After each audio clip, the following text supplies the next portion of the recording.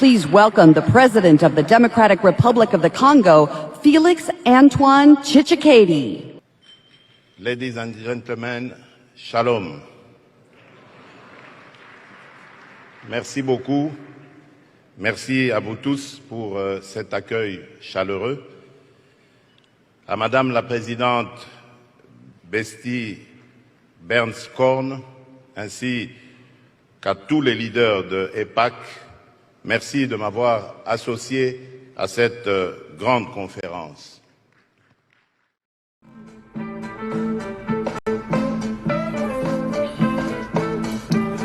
Bonjour à tous, bienvenue sur Info Hebdo du 5 mars 2020. Bandeko, AIPAC 2020. Félix Tshisekedi serait-il atteint du coronavirus? Bandeko, bino moko boyebi que Félix, na délégation na ya monene comme toujours, ba participaki na réunion ya AIPAC 2020 au esalamaki na New York. Félix azalaki invité comme intervenant, to mona ki asalaki discours na ye, pe elekaki mo bien que bato bele ba critiquaki yango. Mais tout juste après réunion wana, ba organisateur ya AIPAC 2020 ba tindi email. Donc email yango to moni na aircongonews.com yango yo peut-être avec mon na bien teto ke na politico.cd poto mo na email wana malam yango batina yango na Twitter, c'est le même email na ba signataire ba organisateur ba signé email oyo ezolakisa ete batu ba participaki na réunion ya AIPAC na New York. Il y a un groupe de personnes bazalaki en contact na batu oyo baza na coronavirus avant baya ko participer na kati ya réunion wana. Alors de surcroît batu nyonso bazalaki na réunion ya AIPAC baza à risque parce que bazalaki en contact certainement. Alors que toyebi actuellement coronavirus ezala ko panza na makasi, soki toke na États-Unis baza actuellement na 160 cas dont 11 morts, et puis soki toke na New York baza na 13 cas. Alors soki bomoni malamu réunion na bato bele ba participaki, un total de 18 000 personnes, dont 3600 étudiants va participer dans la réunion. Alors que Toyebi Peke na Israël, en ce jour, il y a 15 cas. Je comme impression, mais tu peux vérifier dans le document stratégique. Pour Toyebi, Israël a 15 cas. Oui, c'est confirmé, il y a 15 cas. Donc, bateau va participer dans la réunion, étant donné que bazalaki en contact na bateau dans le coronavirus. Quand vous voyez dans la réunion, ba pesali mbote, ba yambani, ba sololi, ba s'exposer, ba mi pepe, tout ça. Donc, cela a fait que Félix Tshisekedi dans le groupe na ye, ba on sur bazar à risque. Donc, normalement, en principe, il faut pas tester bango pour ba yeba que ce qui bazar na coronavirus confirmé. Pour tout le monde, les journaux ebele à mokili et commis en haut. Mais le journal moko et attiré attention à biso ça oh il y a les Israéliens pour tout le monde que ministre de la santé à Israël a signé la conférence Nyon so ba participer qui na AIPAC 2020 ba kende ko se mettre en quarantaine. Donc c'est-à-dire ba vendre dans ndako ba mi kangela pendant 2 semaines. Pour éviter de mettre la population à risque. Et puis après 2 semaines, on va tester pour voir si on a la maladie ou le coronavirus ou pas. C'est le même concept européen, c'est la Félix Tshisekedi, la délégation là, comme il tient en quarantaine pendant 2 semaines pour exposer la population à Congo et puis après on va faire contrôler. Pour voir si on a la maladie à coronavirus ou pas.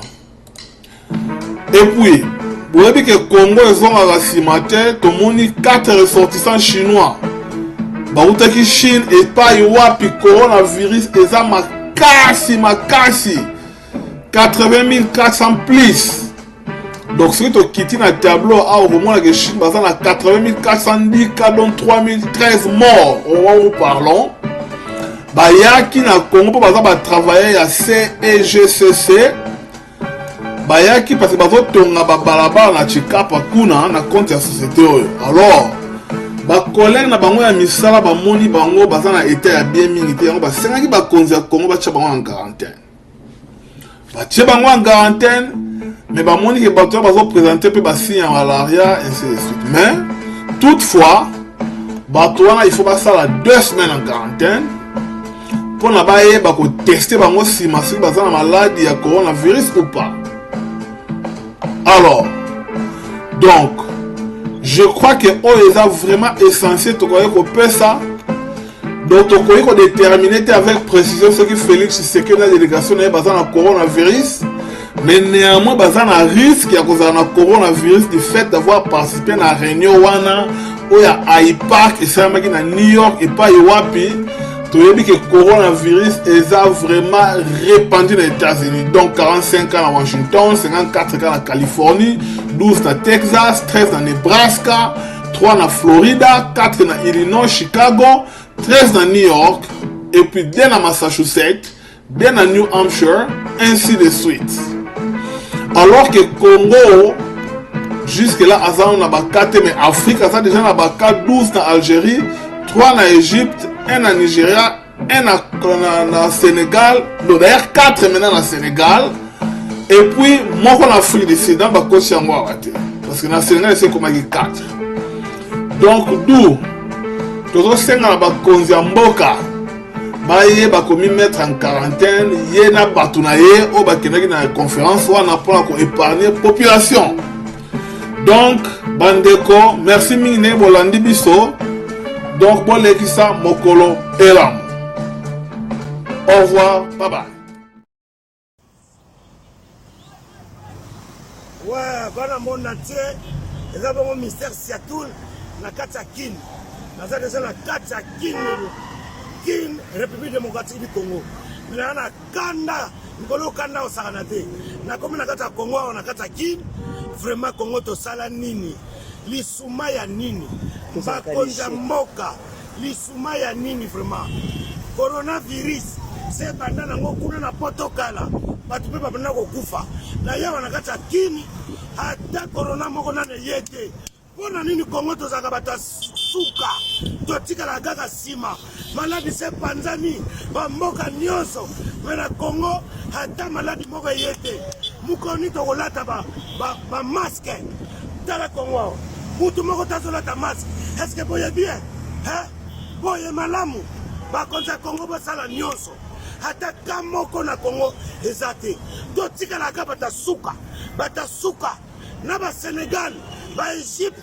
Si ba bandoso ba coronavirus biso na Congo eloko te.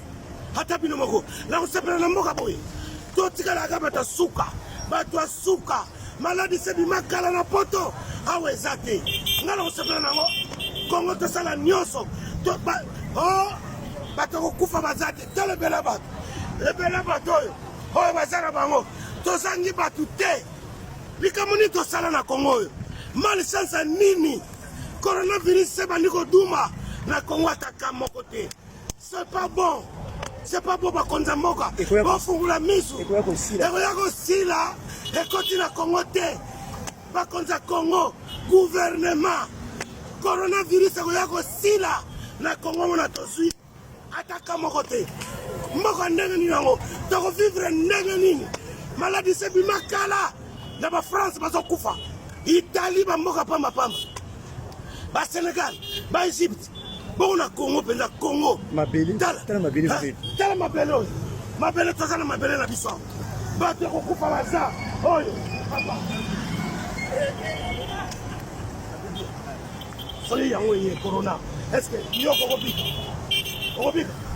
okobika te ba volontaire baza bakonza mboka bosala nyonso maladi wana kotawa tokotika la simate la stabilité